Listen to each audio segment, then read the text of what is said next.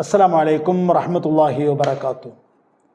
ഹിജ്റ 3-ാം വർഷം ശവ്വാൽ മാസം 8-ാം തീയതി ഞായറാഴ്ചയാണ് മഹാനായ നബി സല്ലല്ലാഹു അലൈഹി വസല്ലം തങ്ങൾ ഉഹദ് യുദ്ധം കഴിഞ്ഞ് മദീന മുനവ്വറയിൽ തിരിച്ചെത്തിയത്.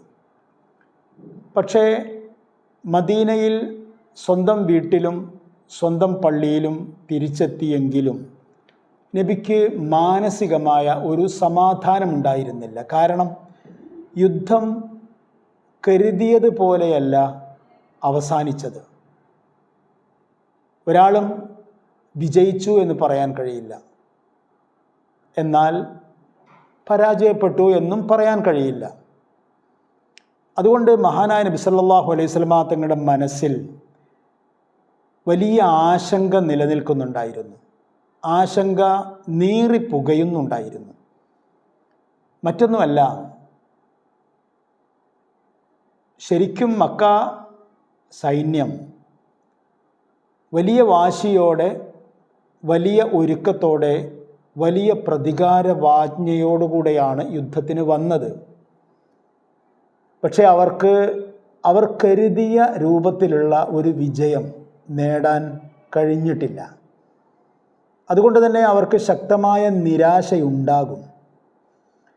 ആ തരത്തിലുള്ള നിരാശയുടെ ഒരു പ്രത്യേകത എന്താണെന്ന് ചോദിച്ചാൽ, അത്തരം നിരാശ പെട്ടെന്ന് നേരെ പ്രതികൂലമായി ഭവിച്ചേക്കാനുള്ള സാധ്യതയുണ്ട്.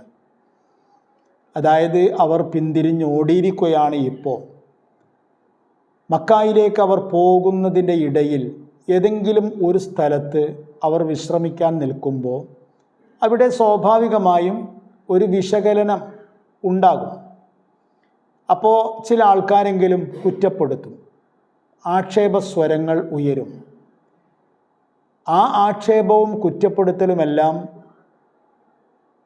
വലുതാണ് എങ്കിൽ, അതായത് ഒരുപാട് ആൾക്കാരുടെ ഭാഗത്തിൽ നിന്നുണ്ടാകുന്നതാണ് എങ്കിൽ, സ്വാഭാവികമായും സേനയുടെ നേതൃത്വം പുനഃപരിശോധിക്കാൻ നിർബന്ധിതരാകും. അങ്ങനെ വന്നാൽ അവർ ഒരു പക്ഷേ വഴിയിൽ നിന്ന് വീണ്ടും ഒരു തിരിച്ച് വരവ് നടത്തിയേക്കാം.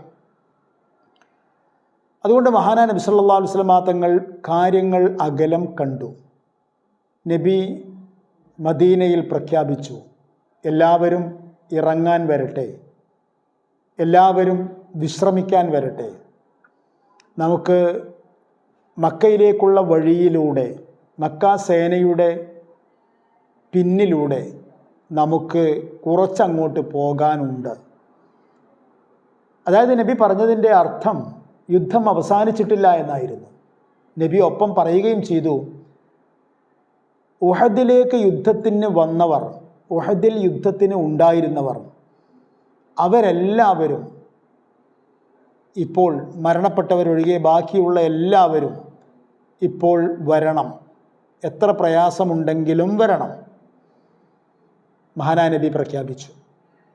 ഒപ്പം തന്നെ നബിയുടെ വാക്കും ധ്വനിയും ഉഹദ് യുദ്ധത്തിൽ പങ്കെടുത്തിട്ടില്ലാത്ത ആരും പുതിയ ഈ സൈനിക മുന്നേറ്റത്തിന്, നീക്കത്തിന് വരേണ്ടതില്ല എന്നായിരുന്നു.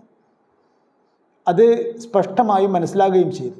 കാരണം യുദ്ധം ഇങ്ങനെയെല്ലാമാണ് പര്യവസാനിച്ചത് എന്ന വിവരം കിട്ടിയപ്പോൾ നേരത്തെ ഇസ്ലാമിക യുദ്ധമുന്നണിയിൽ നിന്ന് തൻ്റെ ആൾക്കാരായ ഖസ്റജികളുമായിട്ട് മടങ്ങിയ മുനാഫിക്കായ അബ്ദുല്ലാഹി ഇബ്നു ഉബയ്യ് ഇബ്നു സലൂൽ പുതിയ ഇറക്കത്തെക്കുറിച്ച് കേട്ടപ്പോൾ നബിയുടെ മുമ്പിൽ വന്നു. നബിയെ, ഞാനും പോന്നോട്ടെ എന്ന് ചോദിച്ചു. നബി ഒറ്റയടിക്ക് പറഞ്ഞു, വേണ്ട എന്ന് പറഞ്ഞു. അപ്പോൾ അതെല്ലാം സൂചിപ്പിക്കുന്നത് ഇതെല്ലാം ഉഹദ് യുദ്ധത്തിൻ്റെ ഭാഗം തന്നെയാണ്, വേറെ ഒരു യുദ്ധമല്ല. മഹാനായ നബി സല്ലല്ലാഹു അലൈഹി വസല്ലം തങ്ങളും ഒപ്പമുണ്ടായിരുന്ന സ്വഹാബി വര്യന്മാരും സൈനികരും അങ്ങനെ ഇറങ്ങി, അന്ന് തന്നെ ഇറങ്ങി, ആ ഞായറാഴ്ച തന്നെ ഇറങ്ങി.